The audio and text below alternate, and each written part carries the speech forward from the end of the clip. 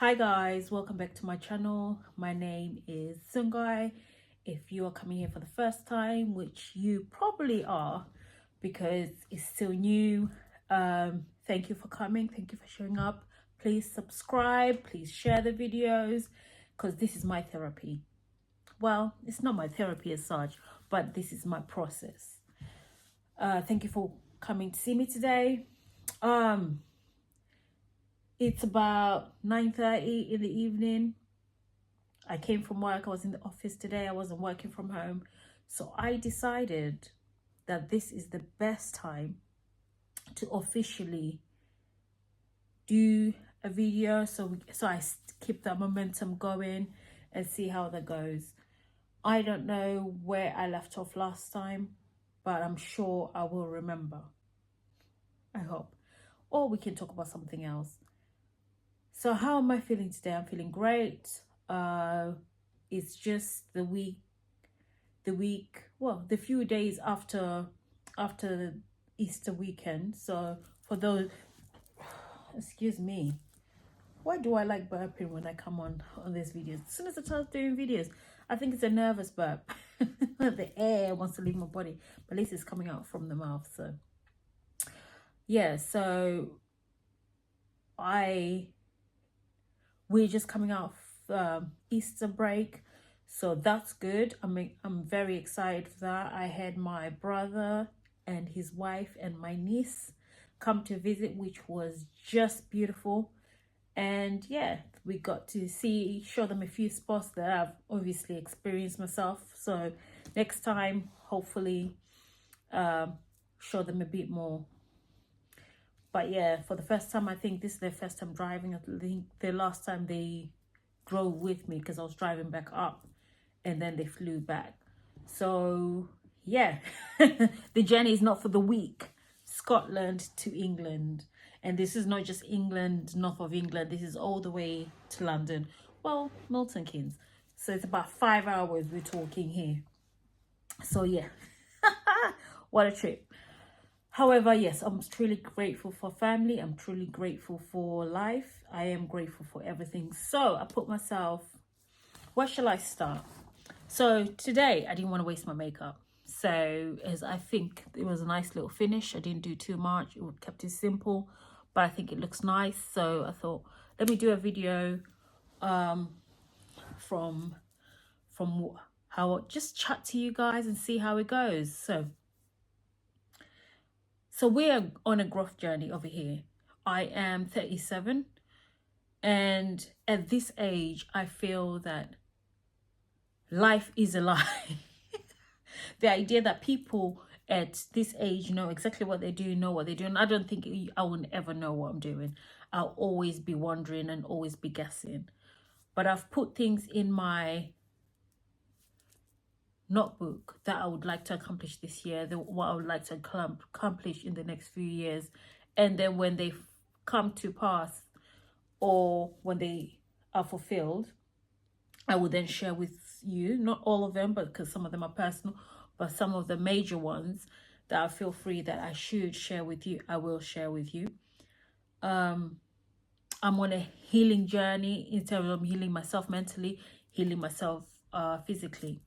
So what happened was yesterday, I was going to do this one yesterday, coming from work, coming from an office. As an office space, it's an open plan office space, so different teams, different focuses are all over the office. We all work together, but we work in different departments within an open plan. So unless you know the team, you are, whereas my desk is everywhere. So yeah, so I'm coming from work and I know that I am different. Not different. Some of you are thinking, oh, she's seeing her complexion. No, I am different in thinking. I'm different in the way I process things. And yes, I battled something. This is the best way. If you haven't watched the first few videos, you wouldn't know what it is. And you'll know that I do not like discussing that over here. What I've already spoken about it is done and it's over on those videos. So you can continue watching them and I'm not going to talk about them ever. We don't talk about leg over here. So we were coming from office, and then they were like, oh, so how did you end up in Scotland? They were like, oh, it must be a guy. He was genuinely genuine, lovely man. And then he's like, oh, it must be a man. I was like, no, if only I would like a man in a kilt. That's just cultural. It's going to be so cultural.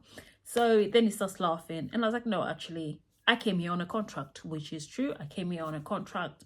But because I became unwell and I kind of lost the contract as well. So that's that. On the other journey, my journey began that I'm battling for my life, and we are on the other side, healed and delivered. Hallelujah. Thank you, Jesus.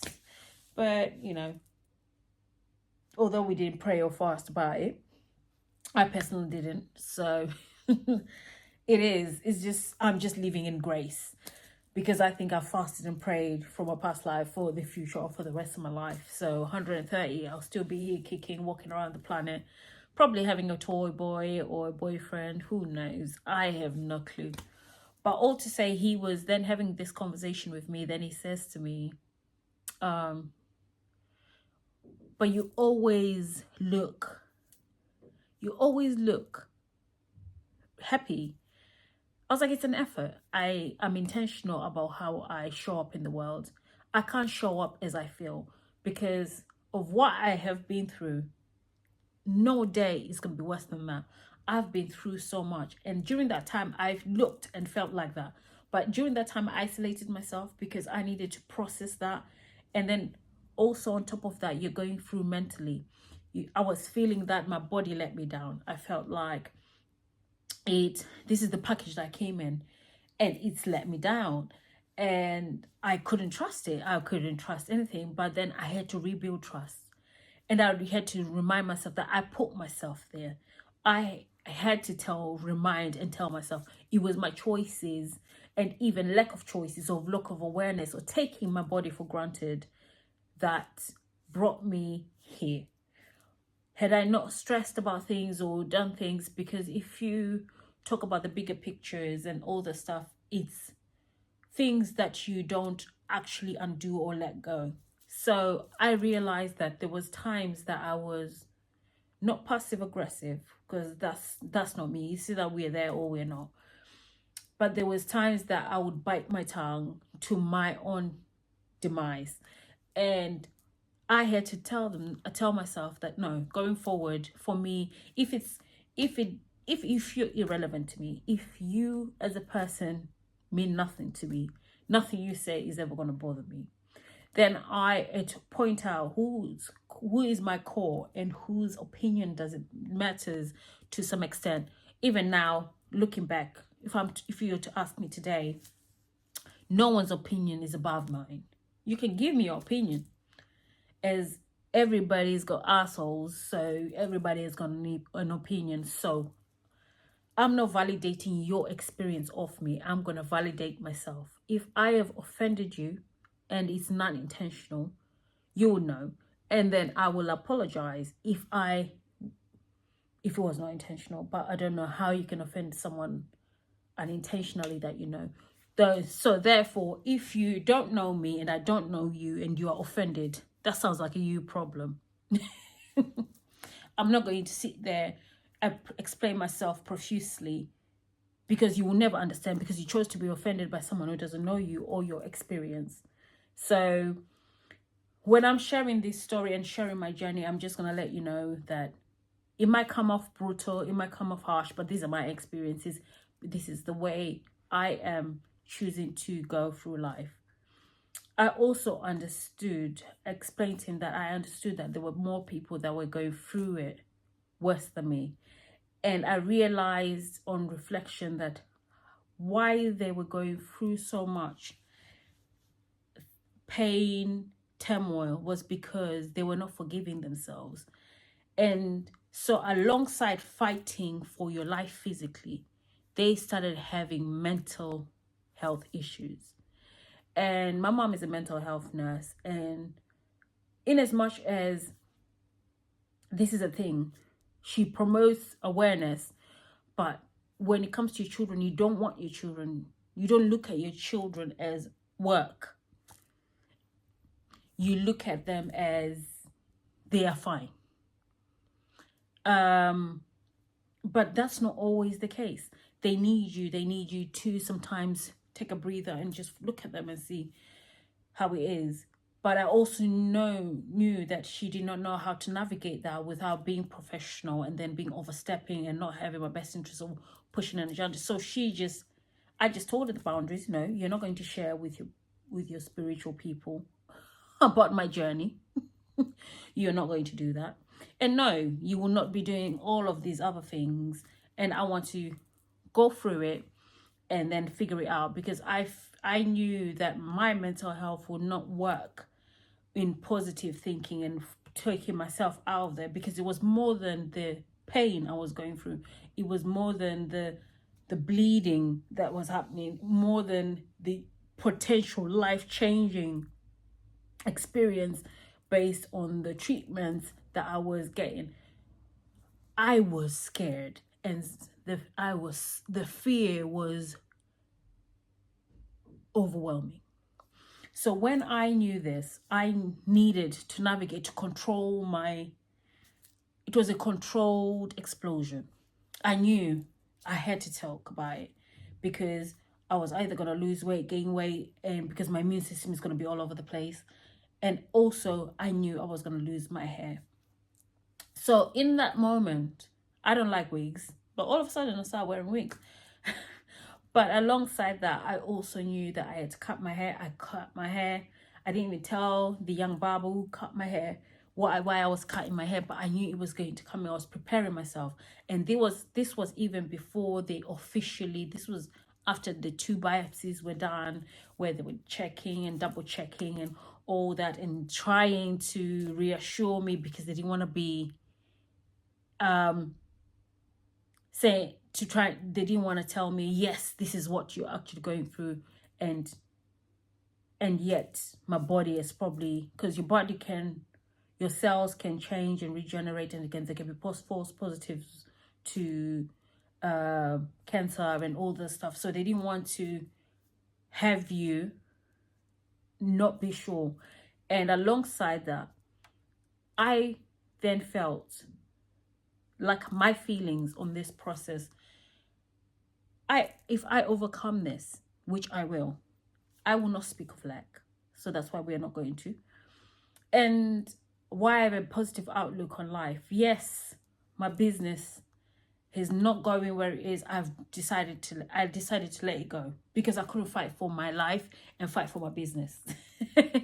I had to officially let it go. So Vogue Ginger Events is being liquidated as it stands right now. And then I told myself, with limited companies, with businesses, I can open another one. But what I cannot do is a resurrection. I ain't Jesus. I ain't Jesus, baby. I ain't him. So for that reason alone, I knew I had to keep a positive mindset and say, the most successful people will fall down and try again. And I'll try many times. I probably will fall many times. But when I've decided to do this, when I decided to let go of fighting all of this, my body started responding better. I started feeling lighter. I started feeling healthier physically and mentally. I felt like I would have the bare minimum. Give myself a budget, and I'm in private renting, and I'm doing this, thinking of going home, thinking of doing this. But when I changed my mindset, it seems like everything fell into place. And as it did, my thinking, even when things happen, I'm like, yeah, it's signs that it's the wind to show that the rain is going to come. It's signs of land. Like, it's signs that something great is going to happen. I've overcome this, something even greater is going to happen. Because no matter what, I knew that I will not want to be a long-term sufferer. And in saying that, I told myself, I'll continually be positive, because every day after that day, after the official day when my world collapsed in the way I knew, and saying that cancer is not new in my family. My mom's sister passed away. Auntie Irene, my mom's little sister, passed away because of cancer, and she had similar symptoms. However, she never got them treated, because we as Black women, although I don't identify solely with my race, but we are told, you're a strong Black woman. No, I'm a woman. There's nothing strength about it. I'm a woman. If any woman can bring children into this world, that woman is a woman. And not only Black women are bringing children into this world, women of all races are bringing. So no, not one woman is strong. No, and I don't want to be strong. I have strength, emotional strength, but in ideal world where we have unrealistic superhero behaviors, I knew that I was given grace, because even when I was in discomfort, prior to the tests and the tests and the tests that followed tests, during that time, all I know is I knew that it was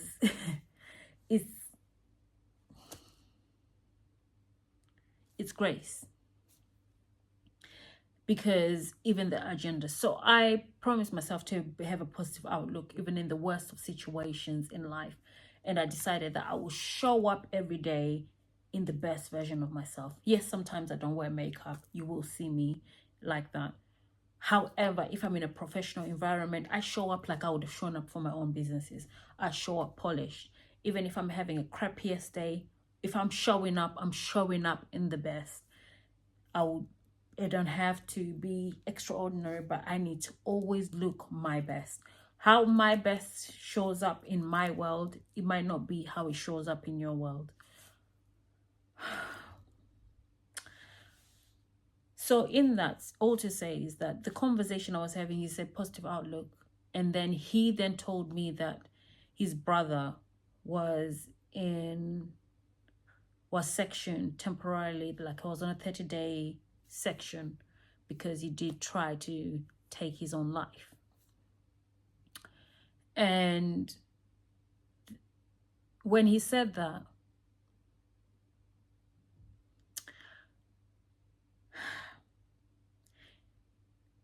I've been there mentally. I've been in so much discomfort, so much pain in my physical body, that the pain was in my head, that I wanted out. I wanted out of this world. I wanted out. And I didn't want someone to sympathize with me. I just wanted it to stop. And how it looked for me was not faith or anything. It became a conversation that you've been given life, and not everyone gets to have this conversation with yourself, talking yourself out of a situation, talking yourself out of this mental place. And in that moment, I knew I needed to talk to someone about these things. That's when Maggie comes into place, the charity Maggie. And then I knew that wasn't my place. I needed a one-to-one, because these were mostly group, amazing.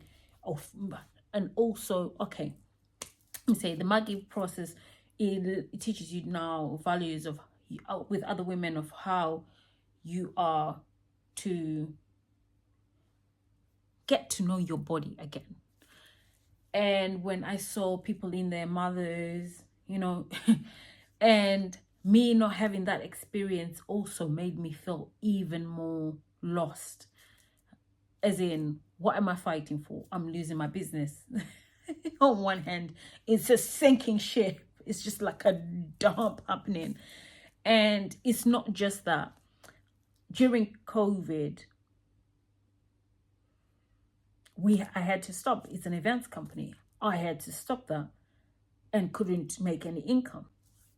During this time, I then worked for a company, housing association, and in that moment, that means my business is on hold, technically on hold, and I'm I'm problem solving. I'm taking my skills, which I obviously use for my company, helping this company make money, yet being underpaid. Yet there's people with this role, managerial role, doing this role with lacking skills or problem solving skills. So little things like that.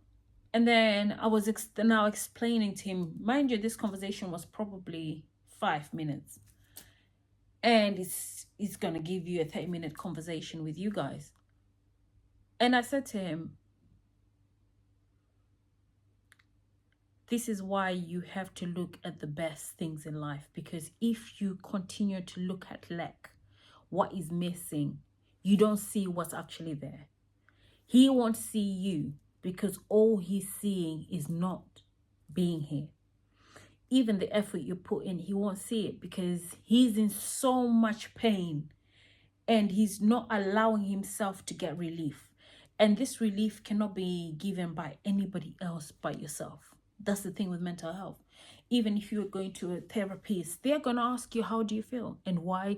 They are giving you tools to dig yourself out of the hole. They are not going to help you do certain things. So I'm always going to tell you, always have a therapist, talk about things, bounce back things, what's going on. And then when I started having my therapy, initially was daunting. It felt like someone was invading your space, and you had to be vulnerable, and you're thinking, what if they use this against me? But legally they can't talk about, they can talk about your experience verbally, like not without your name, they can, but they cannot talk about your treatment to anyone else. It's unethical unless you've threatened to harm yourself or harm somebody else. That's now often, just like with lawyers, if you're intending to commit crime and you're telling your lawyer has the right to then inform the authorities, break your trust, because what you're trying to do is to commit a crime. So in all these safe spaces, there's things in place to ensure that all your needs are met. Alongside that, you're not to violate those of the people who are there to look out for you. So I started having more one-to-one. On the NHS, you get 5. And after that, if you need more, you will have to pay for them. So we check in every now and then, but haven't been for a while.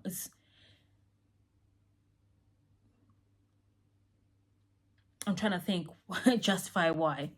I haven't felt the need to, but there was a time I wanted to. And I think I was so tired after work. I was just exhausted. I just wanted to sleep.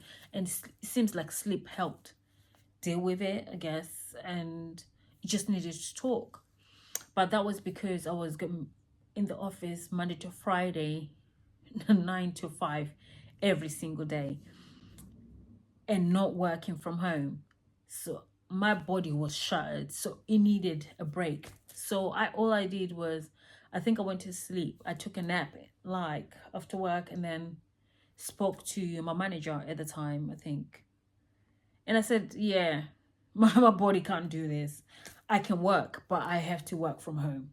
I can't take, it's not what do you call it? Overwhelming pain, but I can't do this. That's all. I've already pushed my body too far as is. I need to work from home. And in that time, I was during, it was kind of training, work training, because this is my new job kind of thing. And in that time, I thought, I wouldn't be able to do my assessment and everything else. But somehow my manager and the person training me, who wasn't also in Scotland where I live, they said, no, you can do it from home, because it's not like you can consult someone else at home whilst you're doing these cases. You can just do them from home. I was like, what? I was like, yeah, okay. And to be honest, that's what happened. But all I knew is that my body was tired. And that moment when I prioritized my health, usually I would have fought through it because remember, it's my company. So, in having this conversation with my colleague, I realized that I enjoy what I'm doing now. I enjoy not problem solving, not looking for a solution for anybody.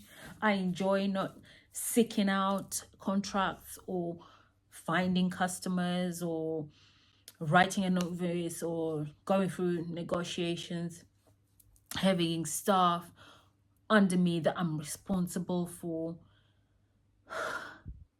It is just when I come home, I literally just come home and I rest. That in itself is I'm grateful for. And at one point I was working with my sister, and even as much as that was lovely, I still chat to her every other day or every day if if a lot is going on that time. But during this time, I I have to say I appreciate where I am now. I appreciate that my ability to work from home and to work in the office just like I would have done working for myself. But alongside that, knowing that if there's something I can't do, I don't need to find a solution. I can inform somebody who can do it. So I'm learning new skills. And I'm also learning that if I am, and when I am going to open another company, I am going to put certain people in place with certain responsibilities, not have so much responsibility for, yes, it's going to be my baby, but I'm not going to suffocate my baby.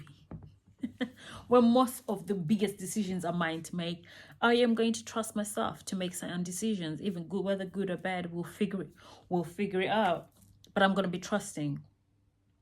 I'm going to be trusting more because I'm being trusted to make decisions concerning certain things, and regardless, and I'm being allowed to make mistakes, to get up and fix them as well. All these things I'm learning new skills. I'm learning more about myself. I'm being kinder to myself. And yes, I will continually show up the best version of myself because it makes me feel good. Even if I'm having a terrible day, but when I look at myself and I don't look like what I'm going through, I'm proud of myself. I look and say, you know what, Sangai, you're doing this. I'm proud of you. I am happy for you.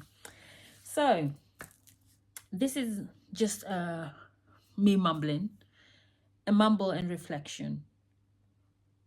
Don't give up on life.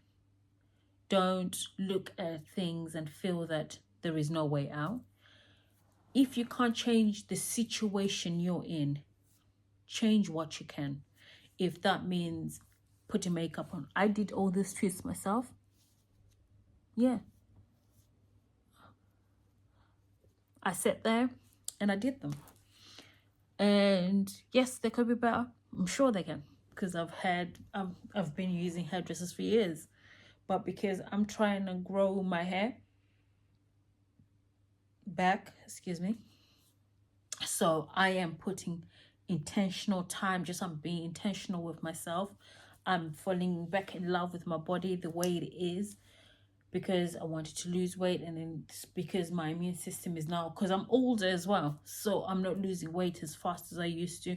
I just need to, I would think weight loss, and that will be it. Weight drop. 1 week in the gym and that's me down for the rest of the year.